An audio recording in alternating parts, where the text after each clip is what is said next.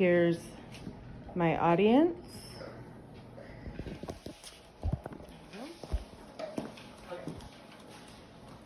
Have you ever had an experience that made you think, wow, this should be made into a law? Or, how on earth did this law come to be? Well, you're not alone. There's hundreds, if not thousands of people who have these same thoughts. Although for most of the public, affecting change in law seems like an almost impossible task. When a person starts to look up the process, it can be very intimidating. My hope is by the end of this, you will have a better understanding and be more comfortable with the process. Because believe it or not, a lot of legislators work with or run legislation on behalf of their constituents, which is you. I have worked at the Arizona State Legislature for more than 12 years, both in the House of Representatives and currently at the State Senate. The legislative process can be overwhelming to those who are new to it. The first step of the process is the idea. This is going to be the new law that you want to pass or the change in law that you want to effect.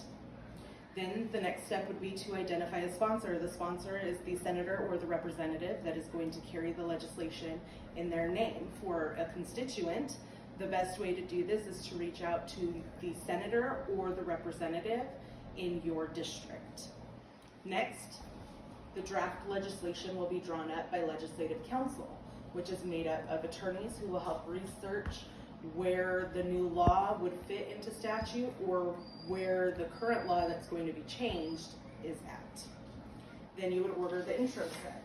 The intro set is made up of 3 parts, which is the signature page, the brown back, and the blue back. Both have a copy of the legislation on them. The signature page is where the sponsor of the bill can get other members to sign on, both from the Senate and representatives. Once that's done, the intro set will be dropped in what's called the hopper in either the Senate Secretary's office or in the House, it would be in the Chief Clerk's office, and then will be assigned a bill number. It will then go to first reading. This is the official introduction into the record of the bill and the introduction to the public. It will also then be given a committee referral. These are done simultaneously when it is called together, first read and assigned. Then it will be second read, which is just a formality. It doesn't change the bill and it does not advance the bill through the process. Then the bill will get a committee hearing. This is where the committee will take public testimony and also hear testimony from experts on the legislation that can explain what it's going to do. They will then vote on how to recommend the bill to the entire body. This is done by being given a do pass, which means that they're passing it as is, a do pass as amended, which means that there have been amendments added to the bill which changes the language within the bill, or the committee can fail to pass the bill, meaning it would go no further. If the bill passes out of committee, then it will go to the Rules Committee. The Rules Committee is there to make sure that the legislation is not violating current law or the Constitution.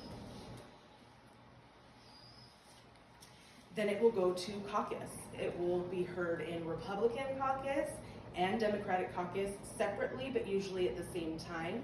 They will be hearing the same set of bills that come out of committee and rules. This is a time for them to discuss it amongst the caucus themselves and answer any questions and become familiar with the language. Then it will go to Committee of the Whole, often referred to as COW. This is where the entire body comes together during floor session to discuss the bill, and it is also the last chance for any amendments to be added onto the bill, and those are called floor amendments. Once it gets done with Committee of the Whole, it can go to third read, where they will vote yay or nay. Most bills need just a simple majority to pass. then it will be transmitted to the opposite chamber, meaning if it originates in the Senate and it passes out of third read, it will then be transmitted to the House for it to start the process all over again from first reading. If it passes out of the House with no amendments, then it'll go straight to the governor. If there are amendments, it'll come back to the Senate for final approval. The governor will then sign or veto the bill. Here's just a visual aid of a roadmap of the process. And here is an example of a chaptered bill that's been signed by the governor and made into law.